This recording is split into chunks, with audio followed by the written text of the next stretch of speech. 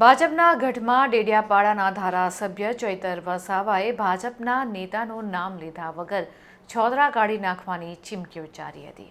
સુરતની ભાજપનો ગઢ ગણાતી માંગરોળ વિધાનસભામાં આમ આદમી પાર્ટીના બાહુબલી નેતા અને ડેડિયાપાડાના ધારાસભ્ય ચૈતર વસાવાએ હુંકાર કર્યો હતો। જાહેર મંચ પરથી ભાજપના ગણપત વસાવાનું નામ લીધા વગર કહ્યું હતું કે એટલા જોરમાં સૂત્રોચ્ચાર કરો કે એનો અવાજ વાડી ગામ સુધી પહોંચી જાય।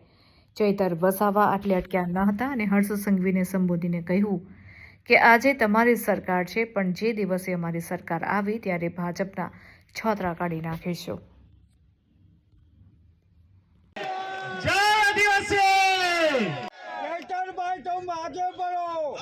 नेता आदिवासी समाजना चेतरभाई वसावा अपना वच्चे अपनी लड़त આજે ગુજરાત જોડો જનસભા ઝંખવાવ ખાતે મળી છે।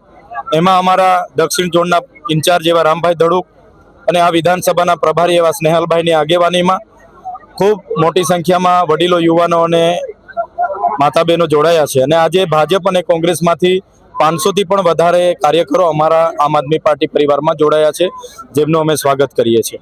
ત્યારે આપે સૌએ જોયું હશે, આજે ગુજરાતમાં કોઈ સરકાર નથી ચાલતી, આજે ગુજરાતમાં સર્કસ ચાલે છે।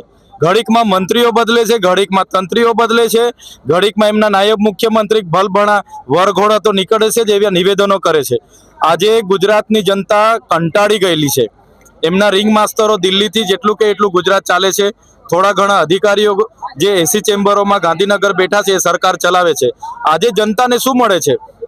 આજે જનતા પહેલા આધાર કાર્ડો માટે લાઈનો પર હતી, રેશન કાર્ડના કેવાયસી માટે લાઈનો પર હતી, ખેડૂતોના રજિસ્ટર માટે લાઈન પર હતી અને આજે એસઆઈઆર માટે લાઈનો પર છે।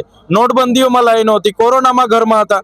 તો જનતા તો એટલી બધી ત્રાસી ગઈ છે આ સરકારથી કે આ સરકાર એક સર્કસ ચાલતું હોય એવું બધું પ્રદર્શન કરી રહી છે। માત્ર પોલીસ અને એમના અધિકારીઓથી ગુજરાતમાં રાજ ચાલે છે, જે આવનારા દિવસોમાં અમે ચલાવવાના નથી। આદિવાસી સમાજ હોય, માઇનોરિટી હોય, એસસી કે ઓબીસી સમાજ હોય, જ્યારે પણ દેશને જરૂર પડી આઝાદીમાં પણ અમારા પૂર્વજો લડ્યા છે। દેશના વિકાસમાં પણ અમે લોકોએ ખૂબ મોટું યોગદાન આપ્યું છે। આજે જળ, જંગલ, જમીન અને પ્રકૃતિ સાથે રહેનારો આદિવાસી સમાજ છીનભીન થઈ ગયો છે, સ્થળાંતર થઈ ગયો છે અને આદિવાસી સમાજ આજે શિક્ષકો માટે રોડ પર ઉતરે, શાળા માટે રોડ પર ઉતરે, ડોક્ટરો માટે રોડ પર ઉતરે, યુવાનોની રોજગારી માટે રોડ પર ઉતરે અને આ વિસ્તારમાં જીએમડીસીના નામે ગામડા તમે ખાલી કરાવો। આજે અમારા યુવાનોને અહીંયા કંપનીઓમાં શોષણ થાય। આ ગોલ્ડી સોલાર જેવી કંપનીઓ અમારા યુવાનોને 12 કલાક કામ કરાવે, યોગ્ય પગાર ના આપે, એટલે હવે અમે ચલાવવાના નથી। જો અમારા લોકોને ન્યાય નહીં મળશે તો અમે આવેદન, નિવેદન, જિંદાબાદ, મુર્દાબાદ, લડેંગે, જીતેંગે બધું હવે બંધ કરવાના છે। અમે હવે જો સરકાર અમારા લોકોનું નહીં વિચારશે તો અમે ગાંધીનગર તરફના રસ્તે આગળ વધીશું અને ગાંધીનગરમાં ખૂબ મોટું આંદોલન થશે।